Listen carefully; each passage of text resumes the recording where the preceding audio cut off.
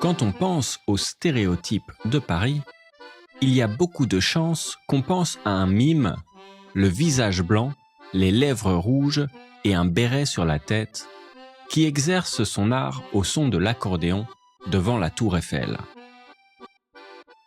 Si on entend encore assez souvent l'accordéon en France, et que la Tour Eiffel, elle, n'a pas bougé d'un centimètre depuis un siècle et demi, c'est plutôt rare de voir un mime de nos jours à Paris. Et pourtant, cette image du mime trouve bien ses origines dans la réalité, dans le personnage tout à fait singulier de Bip, créé dans les années 1940 par le mime Marceau.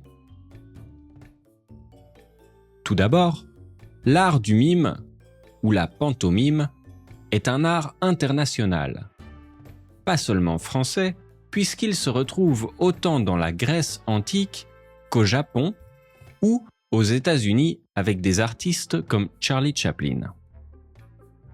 C'est un genre théâtral où l'interprète joue un rôle sans prononcer une parole, où ses expressions et ses gestes évoquent des situations imaginaires. Le mime peut par exemple se retrouver coincé dans une boîte inexistante ou marcher contre un vent imaginaire. Il peut exprimer ainsi des idées et se faire comprendre universellement. Un homme, Marcel Marceau, dit le mime Marceau, s'inspire du Pierrot de la Commedia dell'arte pour créer un nouveau personnage nommé Bip. Le visage blanc, les lèvres rouges et les yeux maquillés de noir, Bip est un clown triste, muet, qui porte un pantalon blanc, une marinière et un chapeau haut de forme orné d'une rose. Sans jamais prononcer un seul mot, Marcel Marceau devient une star internationale du théâtre et du cinéma en tournant avec des réalisateurs comme Jean Cocteau ou Roger Vadim. En tout, dans sa carrière, il n'aura prononcé qu'un seul mot au cinéma. Paradoxalement, c'était le seul mot du film Silent Movie de Mel Brooks aux États-Unis. Il crie « non » au téléphone quand Mel Brooks lui demande de jouer dans son film muet. Non !